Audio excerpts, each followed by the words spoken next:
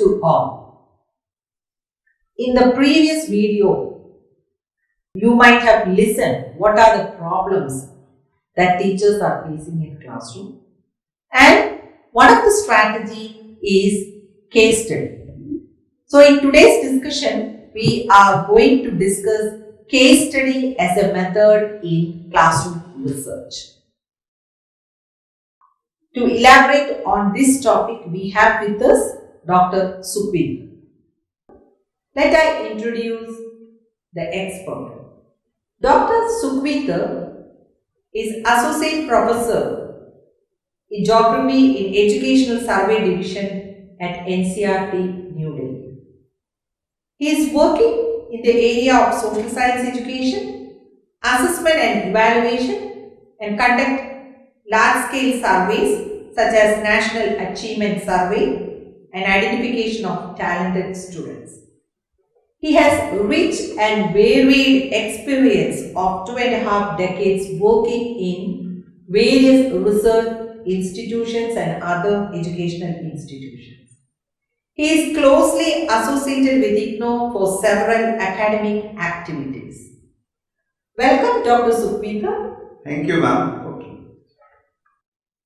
In this video, we will discuss classroom research, emphasizing about case study as a research method, and then what is a case study, why do we conduct case study, how to identify cases in classroom, types of information used in a case study, organizations of a case study, or the steps what are included in a case study.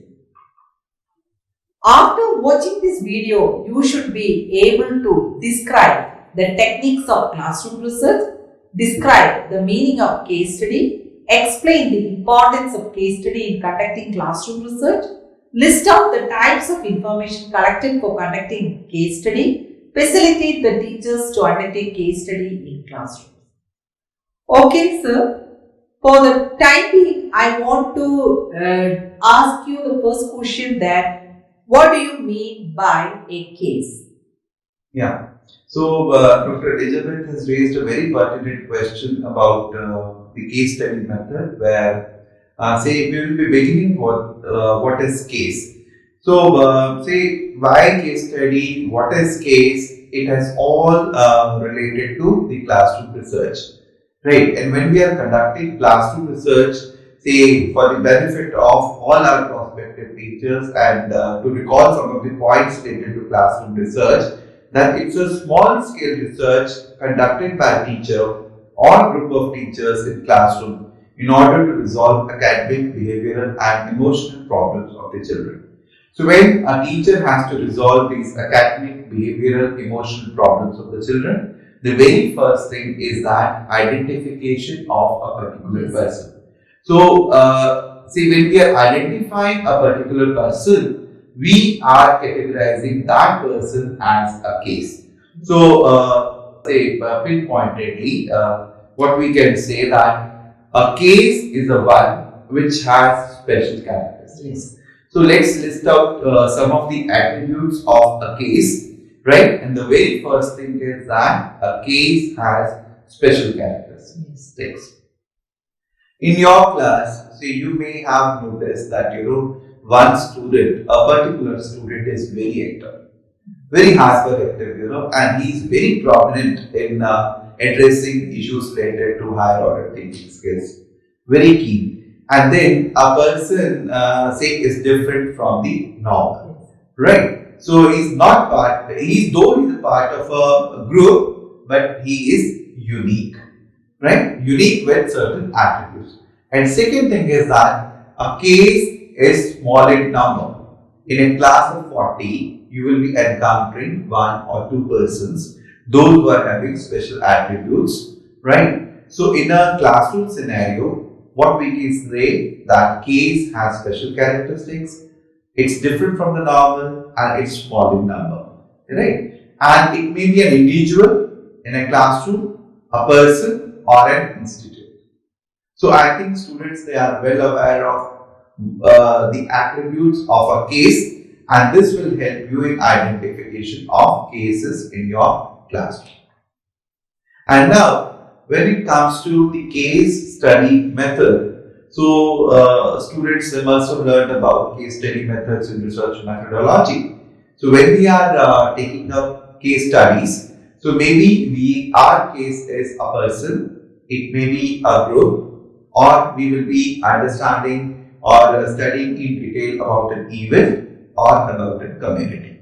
But when it comes to case in classroom, we are mainly confined with a student or group of students.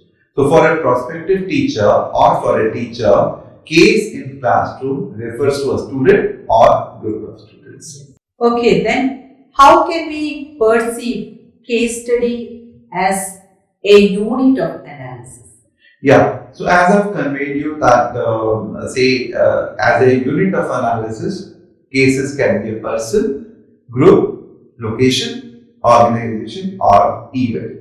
So as a teacher, we are more concerned about persons, and persons in our scenario, they refer to group of students. So we will move on to case study now. Yes. So when it comes to case study, so it is in-depth study, and in this we study as a whole.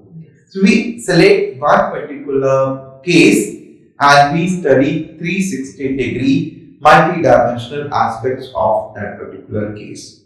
And in this, a single entity studies, or what we can say that an individual is being studied thoroughly, right? So what we do, we conduct a systematic inquiry, say related to a person in this case, and in most of the cases, the case studies are descriptive. We try to collect descriptive analysis, descriptive data of that particular case. We describe it and we try to arrive at some possible solutions to overcome those problems. And it is used for studying the behavioral problems of maladjusted or a deviant individual. So in our previous session, you must have looked into that there are different problems faced by the teacher like academic, socio-emotional or behavioral. So these aspects can be very well sorted out, can be very well resolved with the help of case study. As a teacher, there will be a pertinent question in their mind. How can they identify a case in their classroom? Yeah. So teachers time again they may encounter this particular question that whenever we have to conduct a case study, how can I identify a case in my classroom? So identification of case is the very first step of conducting case study. So now whether you are a science teacher or social science teacher, mathematics teacher or a yoga teacher or a physical education teacher, when you are interacting with the students, you must have noticed several situations and you must have noticed a particular pertinent behavior of a particular student. Yes. Right? So let's list out some of the examples. So this will facilitate you to identify cases in your classroom. So you must have noticed that there are students those who can solve test items of higher order thinking skills. If you are dealing with mathematics, probably there are students they are very quick in solving numerical problems or statement related problems which others cannot. And then there are students also those who can solve questions which we consider as tough questions or which requires logical thinking, creativity or reasoning. Then at the same time there are certain students those continuously make mistakes. You may point out that say maybe with respect to spellings or maybe with respect to sentence structure or maybe with respect to solving certain mathematics questions. So you will notice that students continuously and regularly they make the same mistakes. As a teacher, you must have pointed out that this is a mistake, this is how you should resolve, but no, there is no way out. And in spite of your reminders, in spite of your suggestions, in spite of your advice, students continue to make mistakes. So those can be probably your cases for studies. Then a student who answers the question very promptly and with accuracy, a student who helps other students to learn. So we know that a feeling of empathy is very important for a student. It's not only for teachers but also for students, because after all, human beings are human beings. They are social animals. They have to depend on each other and they have to learn from each other. And in a class of 40, say there must be one or two students, those who are very readily in a position to help the teachers and readily help the students also, to help the peer group also. So maybe what is so special about them, why they are behaving in that particular manner where other students are not behaving in that manner, may be a matter of concern for you. And a student who is irregular in the class, or one can say that in the change scenario of COVID-19, when we are having online classes, you may have noticed that one particular student or a group of students in your class, they are not attending online classes. So you may zero down on those students, you may work on those, you may select them as their cases and try to resolve their concerns. And a student whose performance in all the subjects is below satisfactory level, right? He's not able to perform well in mathematics, science, social sciences, languages, and in other subjects. And continuously, after discussion with the fellow teachers, those who are dealing with different subjects, you come to know that, okay, a particular student is not good or is not performing well in almost all the subjects. Probably that student needs your attention and that student may be a case for your further studies. So rightly you have pointed that generally we may think that a case includes only the negative cases. Yeah. But there are positive cases like that. The gifted learners, they also need some kind of attention and some kind of research we have to conduct upon them. And next, when we are doing this case study, could you please elaborate what are the steps involved in case study? Yeah. So our teachers now, they are well equipped with say conducting research in their classrooms. They are aware of research methods also, and they are acquainted with several strategies also. And this case study is one of the strategy of resolving your classroom issues. So when it comes to these steps, say it also follow in the same line of conducting basic research. And there are several sequential steps like determining the status of the situation.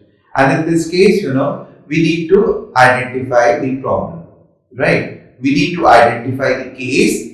Once the case is identified, we need to identify the problems faced by a particular student. How you will identify the particular problems? Then you will go for collection of data and then examining case history of the student. So I'll come to that part also. What do you mean by case history and how data is collected for conducting case study? Then identification of the causal factors and diagnosis by formulation of hypothesis. So once say probable causes are listed out, then you need to verify whether these are the causes, and these causes are causal factors will be understood with the help of data which you have collected. And then of course you will be providing them with some treatment, you will be counseling them, you will be providing some sort of intervention, and then once intervention is provided, once counseling is provided, once they are treated by the counselor or by the teacher, then we need to have a follow-up program. And then we will come to know that whether the issues are resolved or still pertaining. If the issues are resolved, fine, well and good. If they are not resolved, once again teacher has to follow the same cycle by following different strategies. And by following these steps, I think to teachers, they will be able to conduct the case study in their classrooms. Next one, how data can be collected in a case study? Yeah. So Dr. Elizabeth, as I have stated that, this conducting a case study, you need to identify the case. And if prospective teachers, they can have a look at the screen. So probably you can see an image which resembles that this is a particular case which a teacher has identified.